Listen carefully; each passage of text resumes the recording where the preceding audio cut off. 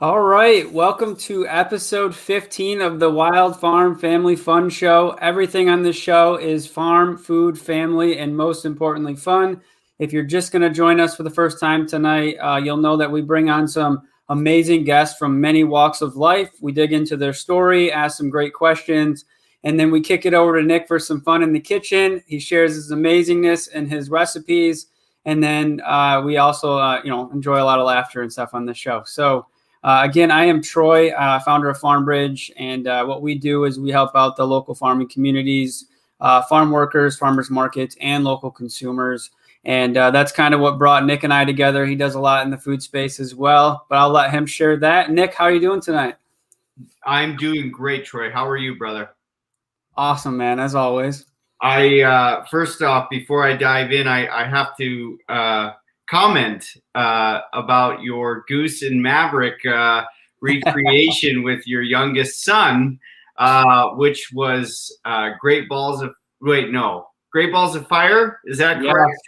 Yeah. Oh, that brought me so much joy to see that, and your aliveness, your fun, your joy is truly alive in that video. So thank you for sharing that with the world.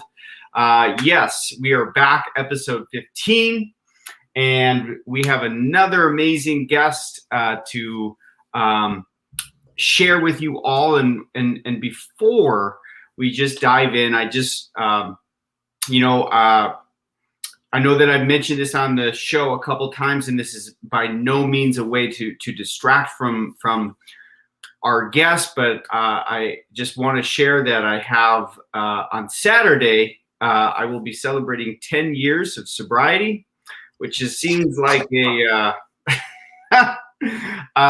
like a lifetime, but it feels like nothing at all. So anyway, I just want to share that. And if, really, if there's anyone out there who is struggling, I want them to know that, you are not alone. And if there's anything that I can do to help you see you through, please reach out. And let's have a chat. So without further ado, I'd love to turn it over to our esteemed guest for the evening, Kelli. Well, and first of all, Nick, you're a rock star, buddy. Thanks for sharing that. And there are absolutely people out there that may be in the same place and would enjoy hearing how you use food to get you through that 10 years, buddy. So appreciate the vulnerability. If you guys are curious to learn a little bit more about Nick's story, we do have an intro episode dating back to the beginning that tells a little bit more about Nick and his journey into food and his love into food. So I would encourage you to do that. In addition, checking out Nick's website, which we'll chat in, because he is doing some awesome things, not only in the kitchen, but some awesome things in the health space. And, sobriety is just one thing that he has overcome in his life, and just an awesome dude. So one of my favorite dudes. But anyways, tonight's guest, excited to bring on Kelli Maxwell. Actually, Kelli and I met through a mutual acquaintance on LinkedIn, and I was actually blown away by what she was doing in the world, because she's got a very interesting product that you don't hear about on a normal basis. And then I uncovered a little bit more that she does as far as a podcast host, and I believe she's a marketing owner, or she owns her own marketing company too. And so without further ado, let's bring up Kelli. Kelli, how are you doing tonight? I'm great. Hi, Kelli. Feel a little bad now. I'm sitting here with all my whiskey on the shelf and talking about whiskey coffee. That's the world we live in. That's all good. No, it is. No, it is. So I appreciate that you have some fun around it, and I do too. So I thought it was sort of ironic too, but hey, that's life, and I know that's not what you're all about, is just drinking all that whiskey. So you have an amazing product, and thank you so much for being on the show, Kelli, and you have so much going on in the world as well. So I do. I feel like some days I have my hands in way too many pots. But yes, like Troy said, I own a marketing agency, and we have the podcast, and then a way to monetize our podcast show was to start the coffee company. So I guess if we want to start from the beginning, I can tell you about when I was a princess. That's kind of how I got here. Yeah, tell that story, please. Okay, so in my 20s, I So let me back way up to the beginning. I'm from a Montana ranch family. Cattle's king here. That's not a unique story living in Montana. But I grew up, with my grandpa ranching. He's still 92, by the way, still ranching every day. He's out there. That's what keeps them young and fit and healthy. And so growing up, I just remember some of my earliest memories were I would get up before my family. I'm the oldest of 5 kids. And I would get up with the sun and I would go out with my grandpa and he'd be having his coffee and doing chores and starting his morning. And he'd always say things like, we're wasting daylight. And so that's been ingrained in me from a very young age. So like that work ethic is, that's kind of how I live by because that's all I know. And so, I remember spending summers hanging with him and, just really cool stuff. And part of that is growing up and eating really good, wholesome food, fresh eggs from the chickens and fresh beef. And so I like to kind of say I'm a food snob sometimes. And that's where the good whiskey comes in. And so I've always wanted to be an entrepreneur and I just was never sure how. I really wanted to get into ranching, but the older you get and you realize that's a hard life and not a lot of pay and that's a hard way to live. I'm like, I don't think I'm meant to be a rancher. So I became a princess. I started a princess party company here in Billings, Montana, and we dressed up like Disney princesses and we would perform at birthday parties and we did parades and we did big community events, and that was a blast. And that's really where I cultivated the talent I didn't know I had for content creation and marketing. And so grew the princess company, ended up selling it. I grew that while I had a full-time job. I was the marketing director of a financial firm. And so in 2018, I made the leap. I quit my job, sold the company, jumped all in on starting my own marketing agency. And so being a young entrepreneur, especially in a state like Montana, which is still pretty conservative, I'm going to say pretty closed-minded. We don't like things that are progressive here. We don't like outsiders coming in and buying our land and moving to our state. I just don't feel that same way. And so there was really I was feeling a big clash between, networking and going to all these, chamber events, the older generations of, oh, we don't do it that way here. That's too progressive. We don't think like that. And then the younger generation saying, no, we want to bring in these cool ideas. We want to collaborate. This is how we do business. And so we started our podcast show as a way to just bring local guests on to talk about all the cool things they were doing. So everything we do is based off of collaboration over competition. That's the foundation for our entire company culture. And so just really cool guests we've had on, really cool connections we've made, just people that are just real, doing really bold, cool things and celebrating their successes with them, talking about their failures with them. So that was the foundation of our show. And it grew so fast just off of that, that was kind of our model, I guess. And we have a new guest on every week, new episodes every single week from March through November. And we wanted to find a way to monetize it because we were growing so fast. And as you guys know, podcasting is a lot of work. It's like having a second job. And so we're like, we got to at least make it pay for itself. So we thought about, well, coffee's easy to do. We have the connections. Why don't we get into coffee? And then we thought, well, everyone does coffee. So what are we going to do differently? And then Kyle, he's my husband, he's my producer, he's my business partner. He was like, why don't we do whiskey coffee? Because he's a whiskey drinker. And I'm like, okay, you're onto something. So I made a few calls. We partnered with a local distillery, which is in Bozeman, a few hours away. And we just bought a bag of green coffee beans and we threw them in the barrel. We did minimal research because nobody else is doing whiskey coffee. So there wasn't that much research to do. And we're like, well, if this doesn't work out, we wasted $1,000. We learned a lesson, whatever. It was fantastic. So we had our roaster roast it. He told me the whole time, he's like, I don't think this is going to work, but I'll do it for you. And then he called me. We pulled 5 pounds out for him just to roast and kind of taste test. And he called me and he said, I need to apologize for all those negative things I said because I don't know what you guys did, but this stuff is amazing. And I'm so thankful to be part of this project. And literally we did nothing, but we winged it. We used Brazil beans and we put them in a whiskey barrel. And this is Montana whiskey. They use water that comes out of Yellowstone National Park. They use locally grown grains. Everything about this whiskey is made in Montana. Yeah. And there's a really strong made in Montana brand here. So in a roundabout way, we get to support local farmers. We get to support the local distillery. We get to collaborate and keep everything local. And so that's kind of how it all happened. We just literally, we winged it. And here we are. And now we're starting our 3rd season of our podcast show. We're shipping whiskey coffee all over the country. We're getting into retailers. I mean, it's really cool how fast it's grown and, how fun it's been. So that's the long and the short of it. I love the coin phrase, like we just winged it, it just happened. But we did. I mean, so back us up a little bit, because the princess story. Yes. What catches me a little bit too is, like, not only was it fun, you dressed up and you went out to birthday parties, but you mentioned in there, like, you had to learn, like, marketing on the spot. Yes. Like, so walk me through what that looked and felt like to you, because, like, I believe marketing probably today looks and feels a lot different than it did then, and potentially way different in where you're at in Montana and everything. And so I'm just curious personally myself, because marketing is a game that I feel like I play every day and I have no idea what I'm doing. So just walk me through that. Like, how did you learn how to do that and build that and everything? So it really was, I already had that talent that I didn't know I had for coming up with content. I'm naturally a creative. I can't do math to save my life. Like, I'm all creative all the time. Ever since I was little, people asked me to plan their birthday parties and their help with their weddings. And just because I have a knack for that kind of stuff. And so I never meant to actually be a princess. I only meant to run the company and hire actors. I'm not an actress.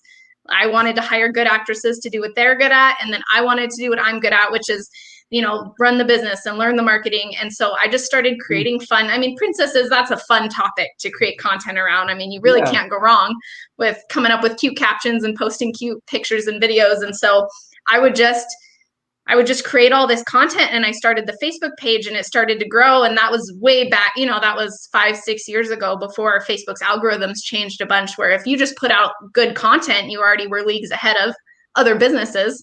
And so that model worked for us back then. And I really just started cultivating, well, let me get this out. Let me play with a little bit of video edits. Let me try this caption. And then that's when I started collaborating of, if I tag this business, then more people see me. And I kind of am self-taught. I kind of had to learn those tips and tricks myself. And a big piece of princessing too was I'd never been on the receiving end of bad reviews or online trolls or any of that stuff. And when you do something like dress up as a Disney princess, people naturally come out of the woodwork to write nasty comments, because everyone's a keyboard warrior, like we weren't bad at our job, but people felt the need to attack our looks and, just say rude stuff in the comments. And so I would say my biggest lesson from princessing wasn't learning marketing.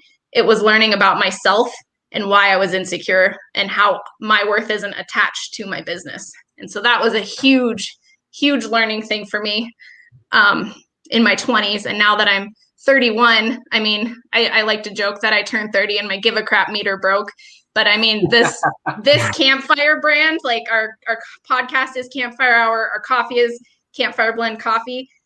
I'm a completely different person than I was, back then. I've since started CrossFit. I'm a lot bulkier than I used to be. I would never fit in a princess dress today, but I'm just a completely different person, and I'm a lot more confident, and I'm a lot more sure of where I'm going and what I'm doing. And so it was just really cool to see when I step out and look at my journey of, I not only grew my marketing, but I grew myself too.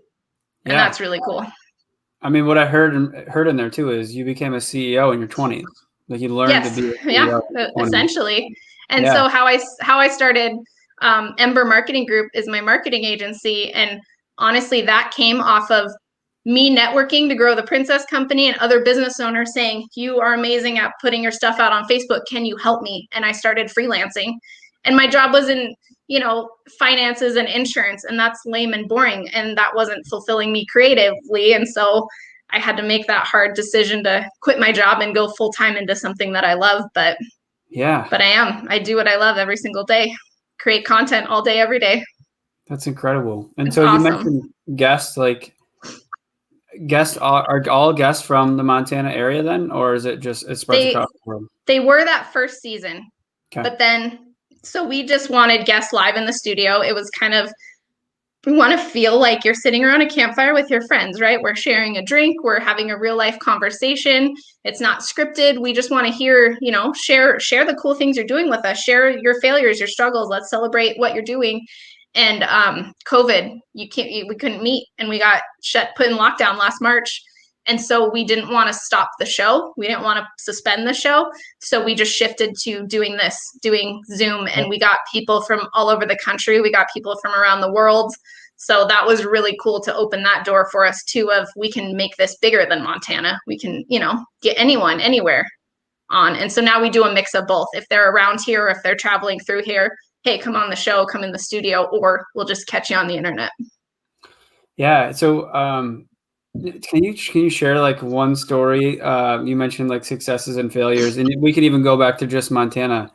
Like, what is one story that like really catches you that you remember the most doing your show? Of like my own success or failure? Either that or anybody that you brought on, because I know I like to think of it as when I run like a podcast or anything, you get to learn about the person, you get to learn about their successes, but you get to learn in the learning moments. And that kind of helps you like do a little reflection of yourself on like, well, maybe that's something I should explore too. And so either from your point of view or from somebody that you brought on, you're like, wow, that was an amazing interview, because we really got the depth of what it was like in their life to do whatever they're doing. So yes. Oh gosh, we've had so many incredible guests on. That's a hard one. That's good. Yeah, just really cool people. I think one of the coolest success stories is we had a kid on. I didn't know he was this young when he came on, but he started a dispensary here once medical marijuana became legal in Montana. He started a dispensary here, and then he grew dispensaries all over the state. And I mean, he's just the dispensary in Montana. Like, he just leveled himself to the point of, we're the best, we do the best marketing, we have the best culture. And he came on our show and just talked about everyone in high school told him that he wasn't going to make it and he was just a deadbeat. And now he's this super successful, I mean, probably making 6 figures a month. I found out at the end of the episode, he's only like 22 or 23. And my mind was blown. I'm like, if a 22-year-old kid can do this, anybody can do anything they want to do. Like, I think that was one of the biggest revelations I just remember sitting there going, I can't believe you're that young. Like, there's no way you're that young. You have to be at least 30, right? Nope. He just hustled and he just built that culture, and he was so cool to talk to. I mean, that was a really cool story that blew my mind. Yes. I feel like once you know what you're meant to do, or you're doing the thing, like me, like I know I'm exactly where I'm supposed to be, and when everything works out for you, you're doing exactly what you're supposed to do, and you're growing. And that's been our success with the podcast and the coffee. And I just feel like I'm on the path I was meant to be on. This is what I was created to do. Yeah, aside from the content. I mean, it's funny how we all get there differently, right? Yeah. Even just hearing your story, and then I was thinking about like me as a kid, like I was insecure too. And there was nowhere in there where I thought about entrepreneurship, owning my own company, or anything, even in speaking in public. Like, that was terrifying to me. And so I would like to, I guess personally, I would like to say, like, I must have not have been ready then, right? I wasn't in the discovery phase of self. I wasn't in the discovery phase of learning what was capable. And obviously he was, right? He was there. Yeah. And even me, I always had this vision of myself growing up of I was going to be this super successful CEO in my 20s, and I was going to live this high life and blah, blah, blah. And it took me a lot of mistakes and it took me becoming a princess to get there. I never saw that in my future. Just like you said, like it happened how I wanted, but not at all how I thought it would, Yeah. I mean, very roundabout way. What's interesting, so I as a side gig, I freelance public speak in schools, and when I was growing up, I was bullied as a kid, and so I was very insecure about speaking out about things, and I wanted to be either a professional basketball player, because I played sports in school, or I wanted to be a sports announcer. And I took one public speaking class at a college university, and I was terrified, and I abandoned it completely. But here we are. All I do is speak out in the community and cool. At schools and everything. And so I think that realization of where that avenue comes and how we get there is such a cool thing. Like, maybe not being a CEO of a princess company was your ideal dream, but being a CEO and learning through that journey to get you to where you are now was the process. And that's kind of cool to see through. Yes, definitely. I'm going to jump in here real quick, Kelli. First off, love your story, and I love the idea, the concept of your podcast, as far as like, it's just people sitting around a campfire, you know, with a drink or coffee, whatever it is. That's awesome. What I'm really curious about is, what does it mean to you personally to grow and be an entrepreneur in this day and age? Like, what is the responsibility you feel? What does it really mean to your soul? What does it really mean to be an entrepreneur? Like, because you're obviously like the princess and whiskey, coffee, podcasting, marketing, like you've got, like you said, a lot of hands in the fire, so what is it really all about? So I would say for me personally, it's the freedom to do what I'm a little bit defiant. I've always been a little bit defiant, as a child. It's kind of like I've always kind of had the attitude of no one's going to be the boss of me. It's the freedom that I am my own boss, and I get to make my own schedule, and I get to do things I love every single day. Part of my routine, I get up at 5 a.m. That's because I'm the best in the morning. That's when all my brain cells are firing. That's when I know I'm the best content creator I can be. So the rest of my day has to support that, right? So get up at 5. My day ends at 3 because I have 10-year-old twin daughters. I pick them up from school.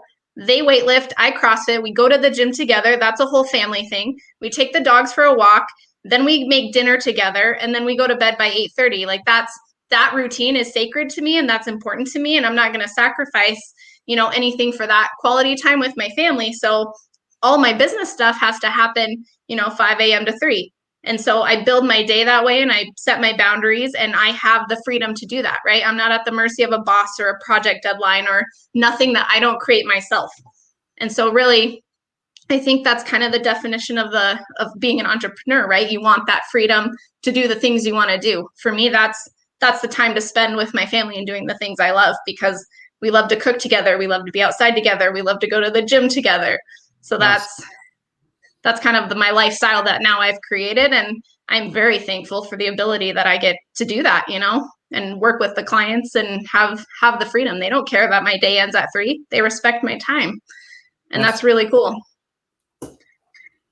So awesome. Family. I love it how we got into this topic. Family and time, and yeah. So explain a little bit too, like what it's like to be an entrepreneur around your kids. It's something that I personally love because it comes with a lot of teaching moments. So kind of walk me through that. Like what kind of things do you enjoy doing with your daughters that kind of breeds entrepreneurship, for where they can start to get that, empowered to create themselves and things like that?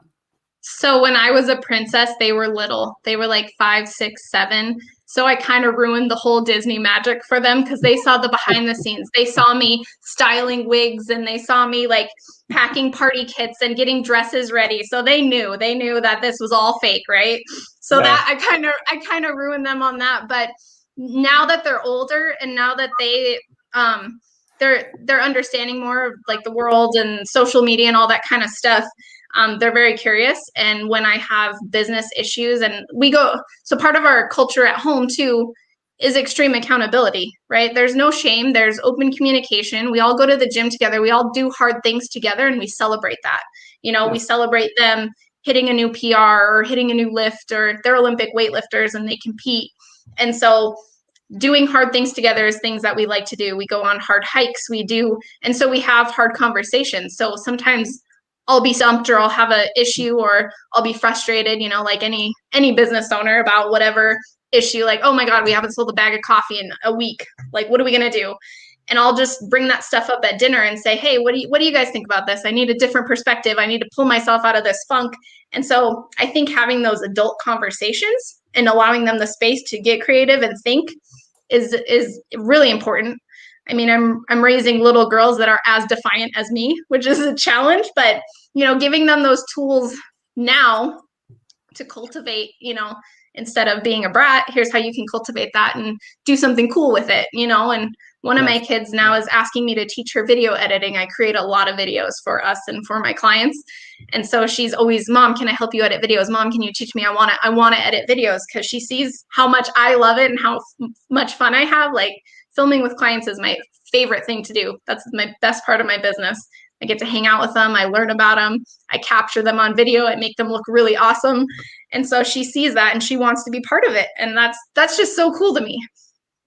So it is. They get to live that with you. You know, I mean, I think back to when I was in corporate, where I would come home and I could share about my day, right? And if I didn't love what I do, then I didn't really share enough depth that my kids actually cared about it at all, you know? And so now they live it with me. Like, when I was getting started with FarmBridge, I took the kids to the farmers markets. I took them to farms. Like, I sat at farmers, like your family, like your dad's kitchen table, and they sat there right next to me while I had these conversations, you know? And so there's something to be said about that. Like, not only are they going to have discovery of their own, but they're going to get to learn what you do. They're going to embrace what you do. They're going to ask those questions. They're going to learn video editing, and they might not know that stuff if you're going to an office someday. And even if you love working in corporate, if you're not willing to kind of go to that depth at home, then they probably have no idea. So yes.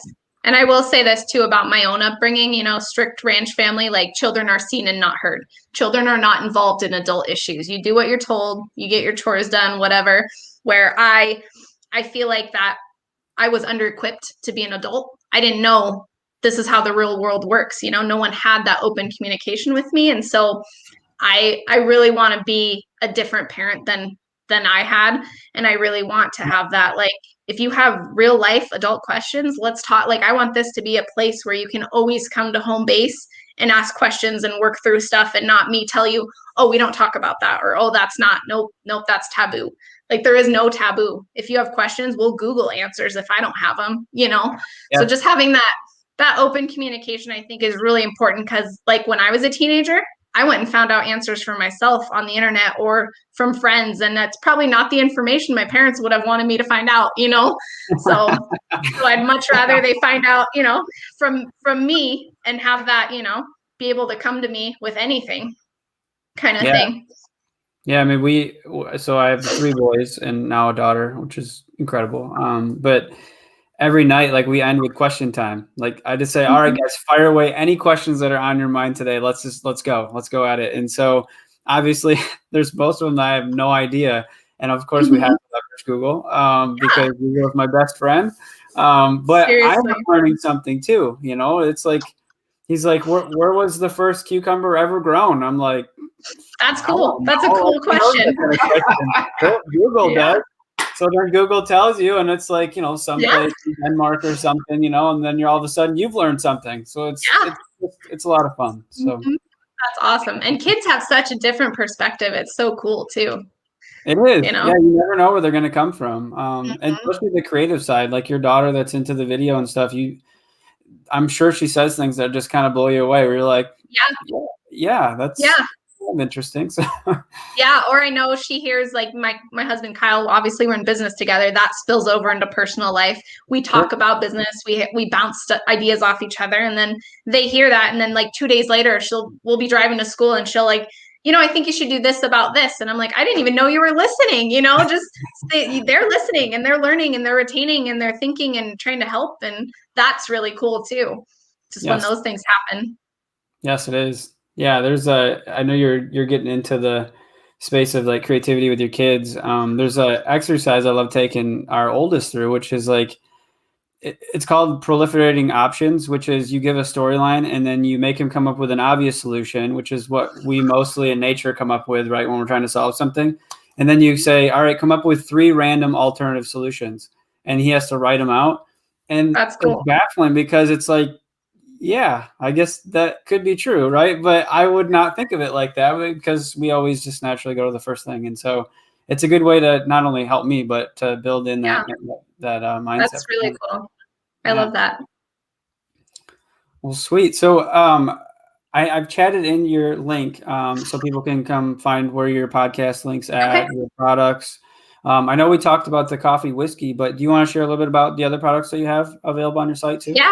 So we started with, it was kind of a joint whiskey coffee because we were testing that. But in the meantime, because we didn't know if that was going to be good or not, we made just an original blend. So just a flat, medium roast. And then the whiskey coffee worked out. So that's kind of our flagship, that's our best seller. And then we have a decaf now, and then we use a Swiss water process for that. So no chemicals. And then we just are about to release our dark roast coffee. Okay. And then we have the meat rub. We released the meat rub for the holiday season. So that we worked with a local gal here who makes spice mixes. And so I reached out to her and I said, hey, we want to try whiskey coffee meat rub. Can you help us out? And so we spent actually with Roman Roberts. He helped us taste test, and I sent him samples and he gave feedback and he tried on different barbecue stuff. And so we spent about 6 months developing that and then released it in time for the holiday season. So that's been really fun. And then, of course, we're always working on more blends and new products and stuff like that. Do you have any of those new products that you guys are kind of working through that you can share with us? So part of what I'm working on now, starting now for this upcoming holiday season, is a hot cocoa mix. We really want to, obviously, that would make sense. Campfire Hour, like, why don't we have our own cocoa? That should have been the first thing we did, right? So we're working on a cocoa mix that we can package and sell for the holidays and then all year long. Now, could you do like cocoa beans in a whiskey barrel? I don't know. That's a good idea. I'm gonna have to get my hands on some cocoa beans. Yeah, that might be really cool. You gotta wing it.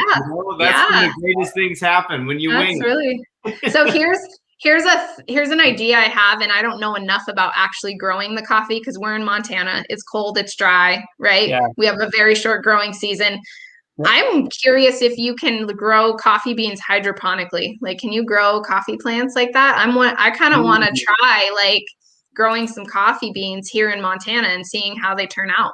Because, obviously coffee is special because of the regions it comes from. So, yeah. And I think the only thing I could offer you in that space is we brought on one of the marketing directors for Fair World Project, and she does a lot of work in coffee farming because there's a lot of fair trade with coffee. And I think what you mentioned, the difficulty is you have to have so many coffee plants to produce an X amount of coffee. Right. So in other words, she was like, you have to have however many acres of coffee plants to just get 1 pound of grounds for coffee. And so that would probably be your challenge is could you build a big enough operation that it would actually fill bags for you to sell if you did it hydroponically? Yes. But I bet you can. I bet you can. It just would have to be a very small batch. Yes. Yes. Yeah. Yeah, that's cool. Yeah, that's cool. Yeah, no, I only suggested the coffee or the cocoa beans in the whiskey barrel because you've already built that niche. So you could kind of grow your product line that way a little bit. I like that a lot. I'm always thinking of like, what can I do that no one else is doing? Either there's a reason no one else is doing it because it doesn't work, or just no one else has been brave enough to try it. And so I'm always thinking kind of outside the box, like, why hasn't anyone done this yet? Is it because it's crap and I'm going to, lose money or lose time? Or is it because people just haven't thought of it?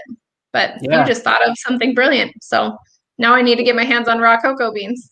You should. Yeah. Yes. And I was thinking too, like, could since the coffee is roasted in a whiskey barrel, what type of drinks, like, can you share like some special drinks that you guys have that kind of naturally are good tasting? So people always ask this, so I just want to preface this by saying we age the beans in freshly poured barrels. They don't actually sit in whiskey. So that green coffee beans absorb whatever they're around, they're porous. And so they absorb the flavors and aromas. And then in the roasting, the heat burns off the alcohol content. So you're left with the flavor, the aroma. You don't have the harshness of drinking the actual whiskey, but you get that extra little kick. And so that'll, like, black whiskey coffee is fun because if you're a whiskey drinker and you like whiskey, I mean, you're getting all the fun flavors and aromas. But then we like to, there's several local distilleries here that make incredible cream liqueurs. One of them makes a coffee liqueur. One of them makes a huckleberry liqueur, similar to Bailey's. So we like to do that, recommend that to people when they're like, oh, there's no booze. What are we supposed to put it in it? And then we're like, hey, go check out this local distillery, and so, we always direct them local of, if you want booze in your whiskey coffee, go ahead and add some sort of cream liqueur. That's always great. So that's our favorite recommendation, hot or iced, whatever you're into. Would it ever be like a reciprocal relationship? Like I started imagining that your guys' coffee, since it's aged in barrels, could be resold back to a brewery where they could brew with those coffee. So that, have you guys had those? Yep.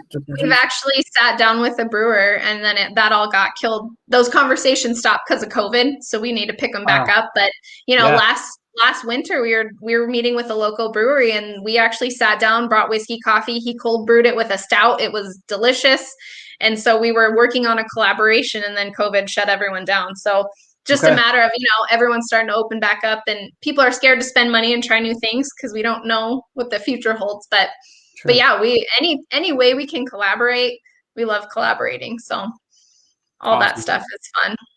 How exciting, man. I'm not even in your business of whiskey coffee, and I'm getting amped up over here. I'm like, these are awesome ideas just flowing through the pipeline. Just so I'm having a lot of fun with this. I appreciate this. Cool. I appreciate the ideas. I just feel like most days there's not enough time in the day to collaborate with all the people I want to like hang out with and talk to and bounce ideas off of, Yeah, absolutely. Well, like you said, family comes first, So, yep.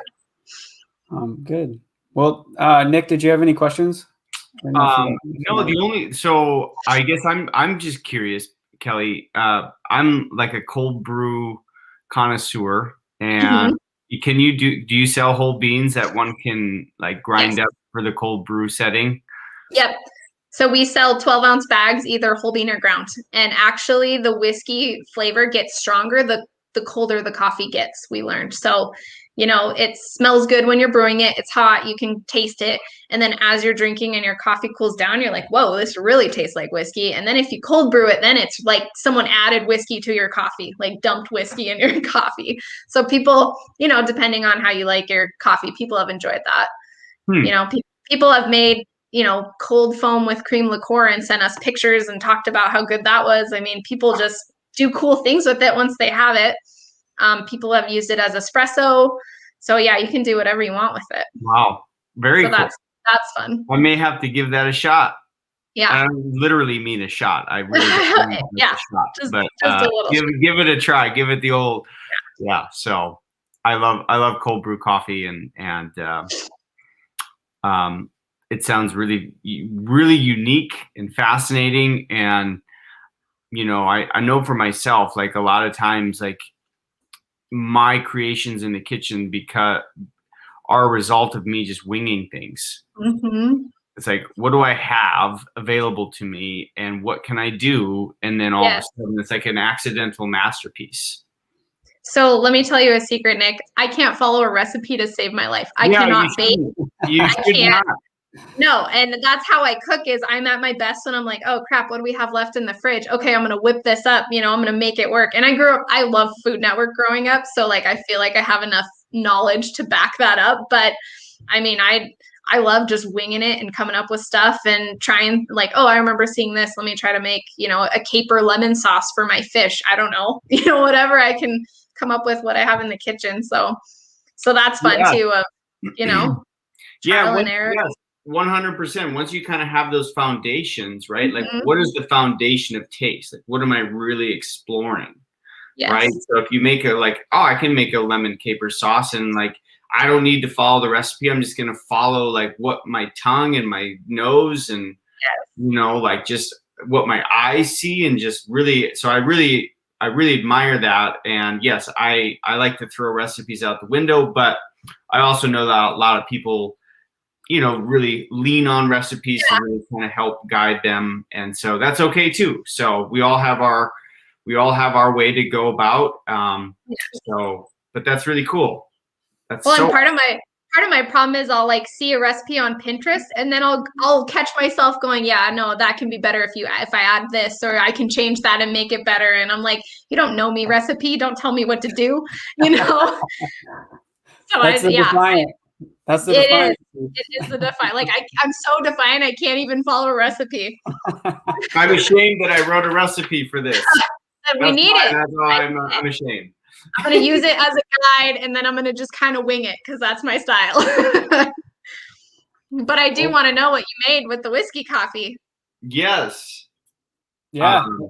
Should we kick it over to Nick? Well, yeah. Is there anything else, Kelly, that you'd like to share before we shift things to me here in the kitchen. It's been such an I honor to have you, but yes, please share. Yeah, I want to tell you one thing just because I want you to be proud of us. So my girls are really they're in 5th grade now, and they're really heavy in the geography and learning stuff. And so they've been doing a lot of like presentations on other countries. And so at home, every Monday night, they started doing this fun thing where we pick a random country. They get to pick the country, and then we research like main dishes from that country. And then we try to create them at home. And so like Alexa tells us facts about the country while we're cooking, and then we ask her to play native music while we're eating. And so it's like this whole experience, and we have to go to places we wouldn't normally go. Like Montana, obviously we don't have a lot of stuff from outside, but a new Asian market just opened up. So on this last Monday, we did South Korea, and we made bibimbap, and we had to go find fresh kimchi. And so just really cool stuff like that, just learning. And so that's been really fun. You know, we have to go to World Market, and we have to buy things that we don't even know how to pronounce to make this dish that we don't even know if that's how you're supposed to make it, you know. But it's just been a fun family thing, and it's fun for the girls to have to pick fresh vegetables and learn how to do that and how to cook, because I feel like a lot of families don't do that anymore. Yes. You know, it's so much easier to run through McDonald's after dance lessons or whatever. And so that's part of my priority of we cook together pretty much every night, because it's important to me that they learn how to pick vegetables and they learn how to try new things. And, you know, so anyways, I just want to share that one little that's amazing.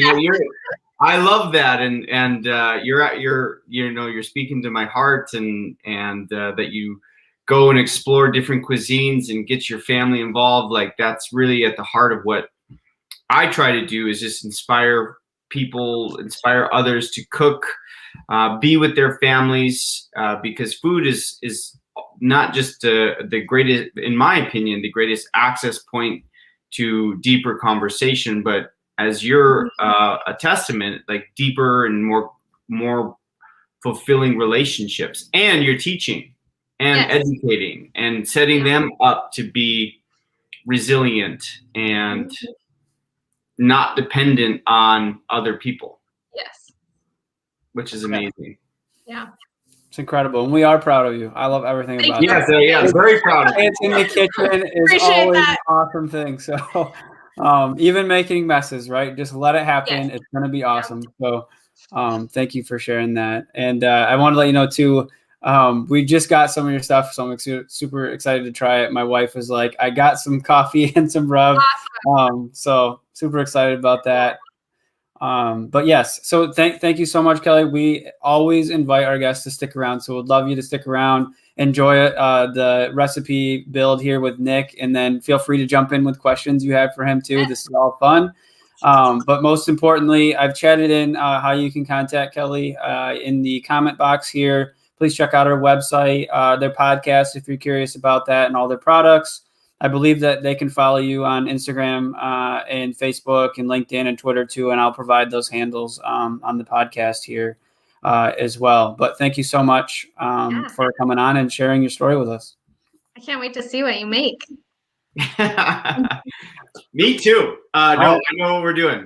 All right. Well, thank you so much again, Kelli, for coming on the show, for providing this amazing product for me to cook with, consume, and I'm very excited to have come up with a dish called the whiskey coffee lemon chicken. So the idea, the inspiration behind this is like, and I've never been to Italy, but I plan to at some point. But some of the best espressos I've ever had have always had like a wedge of lemon, right? Like sort of the peel. And so, and there's always just like, it's such a beautiful touch, and I like the flavors of the bitterness. And so that's where the inspiration for this came from. So what you're going to need to get started is a couple chicken breasts with the skin on. Okay, so what we're going to do there, so I did not use the meat rub, but I did kind of whip up. So I'm using the whiskey coffee grounds, and I added just a touch of cinnamon, and I'm gonna dust my chicken breast with the coffee, and the cinnamon. I would never. I'm really dusting it up here because I really want the skin is going to give me a nice crust on the coffee. I'm also going to add just a smidge of salt as well. So when your pan is nice and hot, you're going to go ahead and lay those chicken breasts down.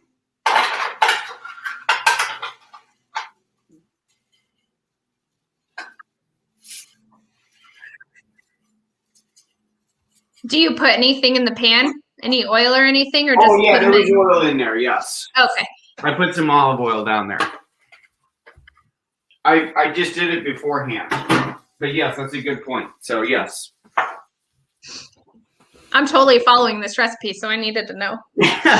So as the chicken skin brown, so this is a very simple recipe. So all we're going to do is we're going to brown the chicken on the skin side up, and then we're going to make a little garlic lemon sauce that we're going to bake the chicken with. So I have about 9 cloves of garlic. Remember what garlic does, Troy? It calls everyone into the kitchen because everyone's like, what is that smell? That's right. That's right. The lemon, the garlic, and the coffee here is going to be a nice smell. So I'm starting with about 9 cloves of garlic in a saucepan. We do about a 1/4 cup of olive oil, and I just eyeball stuff. So I'm just, and about 1/3 of a cup of white wine vinegar, or you could use white wine. But then I'm going to put that on the burner here. And I want to make sure that I'm stirring this so that I don't overcook or brown out the garlic.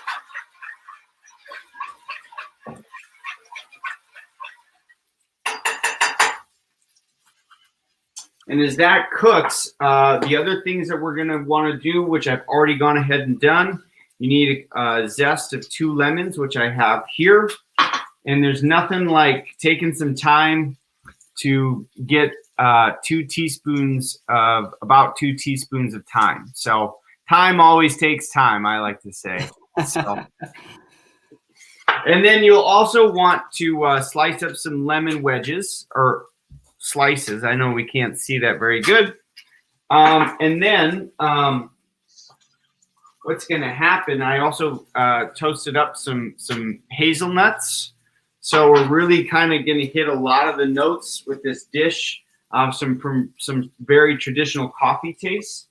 And then what's going to happen is I'm going to serve this.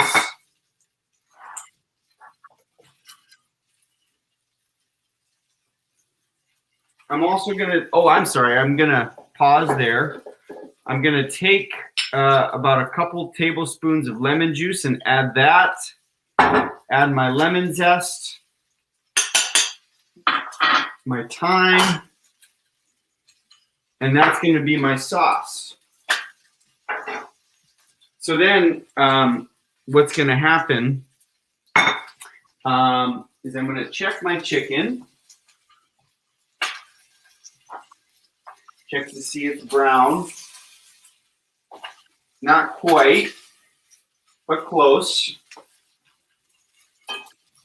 So the other thing that's going to happen is that when I'm ready for mealtime, so after the chicken is browned and the sauce is done, we're going to throw that into like a Pyrex pan, or I can keep it in a Dutch oven, and we're going to slam it into the oven for about a half hour at 400 degrees. I have one off to the side that I'm going to show you. So we're just going to kind of speed things up.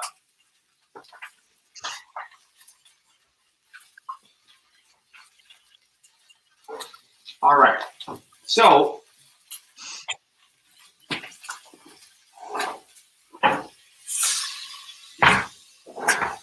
I just want to point out,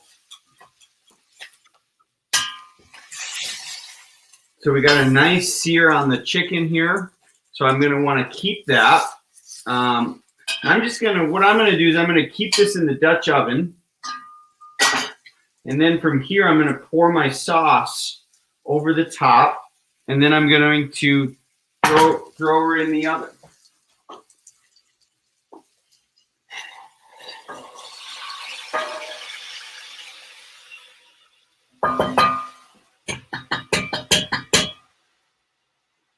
It's also going to deglaze the pan a little bit. I'm also going to add a little bit more salt while I've got it. And then I'm going to take my lemon wedges and put those over top of my chicken. All right. And if you wanted to add a couple sprigs of thyme on top, that's cool too. Let's see if I can get this without burning my hand. But essentially, this would go into the oven for a half an hour. And I will show you the finished product here. And then once you're done, once that baby's done at about a half hour, you're going to want to cover it with a little tin foil, let it set for 10 minutes so that the juices of the meat are redistributed. And then, so you have your sauce and your chicken all right there. And you use these little lemons. You can eat those up. So this is going to be fantastic. So what I'm going to serve this over is I've got a bed of arugula. I put a little broccoli down, and I've got some potatoes that I had roasted up. Might as well just do them all. And then I'm going to take my chicken breast, the one that's done, not the one that's still in the oven, because that would not be any good. And then I'm just going to come through and sort of quarter up, kind of cut the chicken in fives.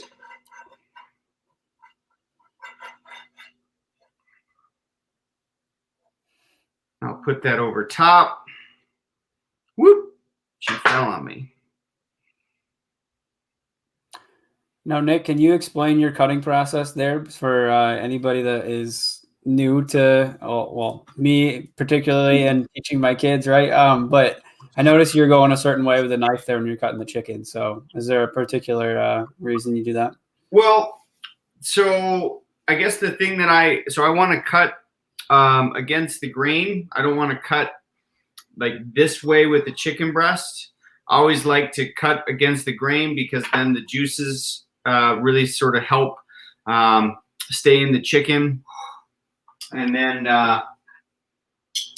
it just looks, for presentation purposes, it looks a lot better. Okay. Well, so, and you can cut this as thin as you would like, but, and then I've got that sauce that I'm going to just kind of take a spoon and drizzle over.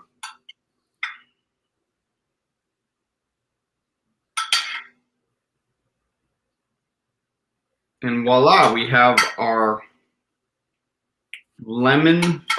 coffee, whiskey, lemon chicken. Say that 5 times fast. I bet that smells amazing. So there you have it. Oh, man. Wow. That looks amazing. You said green. I see broccoli in there. What kind of greens did you put down there? I put arugula down at the bottom. Oh, yeah. Okay. Nice. So the key to this recipe is like when you do get it is you'll want to like that, having that skin on the chicken is going to be a big game changer for this. So to make sure that and I had a boneless with skin on chicken breast. You can use a bone in too and just cut around it. But the seasoning of the coffee mixture or the whiskey coffee, even for her rub, like that's really going to sink into the skin. And when it sears with the fat of the skin, it's going to make it that much more flavorful and pronounced, I would say, with the flavors. So. Okay. I have a question. Yes. I've got some rockfish I need to cook tomorrow. Do you think I could pull this off with rockfish? 100%. Yes. What kind of fish? Rockfish. Just rockfish, white. yeah, you could definitely do it with rockfish. Okay. You Cool. just probably sear it a little less Okay. than I did with the chicken breast, but probably the same procedure, not as long. Same ingredients. On that fish. Okay. You know, I would, so obviously, so for me, I'm always making sure that I'm cooking that chicken to 165. That rockfish, I'd probably say right around 130-ish. But I guess it would go in the oven for maybe 15, 20 minutes until you start to see it kind of flake around the edges. But yes, you could do this with that. Absolutely. Awesome. Oh, that's cool. I love that. Okay. Well, cool. And I know if you're just joining us for the first time on this episode too, Nick talks a lot about this, which is even though Nick's built this elaborate recipe for us, like it can be adapted to your own family, right? And so if there was something in there, almonds related, nuts or whatever that doesn't jive for your family, like Nick said, put your taste to it, your nose to it, your family, and make it your own. But this is a good baseline to go off of. I'm super jealous that you got the hazelnuts. Oh yeah, hazelnuts. Hazelnuts. What's happening? Sorry, Nick. We're gonna have to cut you off the show next episode because of that. Okay. Well, thanks, buddy. That was amazing. And so again, we're gonna chat in the recipe once Nick sends that over to us, so that everybody has it. They can print it out. They can use it.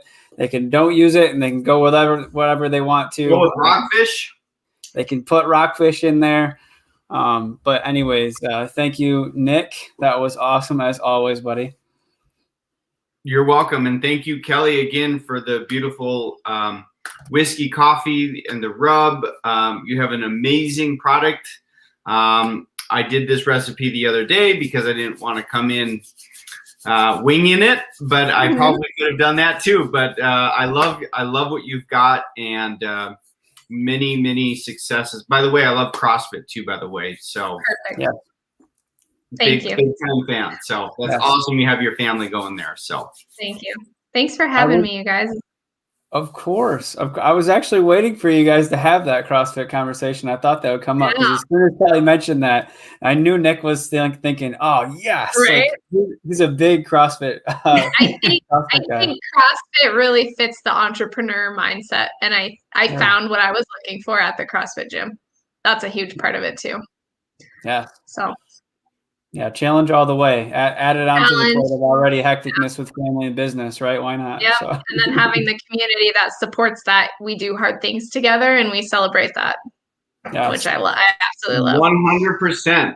Yes, 100%. Yeah. Cool. Actually, people always ask me why I go to CrossFit. Like, oh, do you love it? I'm like, no, actually, I hate CrossFit itself. I love the community. That's why I go. I go do the hard things and I see the people, right? No, it's a blast. It's fun to challenge and see how far you've come. Yes. Can't do a muscle up yet. Well, I don't know if I'll ever do a muscle up, but I'll work with you for a week. I get you one. I need to make some of this whiskey lemon chicken, and then I'll get my proteins in. Pop right up there. You'll right? pop right up there. But I need more protein. Awesome. Okay. Well, thank you guys. I'll go ahead and then close this out for the night. Thank you again, Kelly, and our special guest for coming on and sharing her story. If you're just listening now or you're going to come back and watch it, I encourage you to do so because it was a very cool story of how she began as a CEO in her 20s, running a princess company, and then doing the awesome stuff that she does now with whiskey, coffee, podcasting, and a marketing agency. And so I hope you check that out. As always, we always do cooking fun in the kitchen with Nick, so you can expect that every time on this show. But again, this show is all about farm, family, food, and most importantly, fun. And we are grateful for anybody that has joined us throughout this journey all the way to episode 15. And we hope that you continue to as well. We have some exciting guests lined up, and we will see you guys next week. So thank you very much. See you guys. Thank you. Good night. Thanks again, Kelly. Thank you. Bye, Kelly.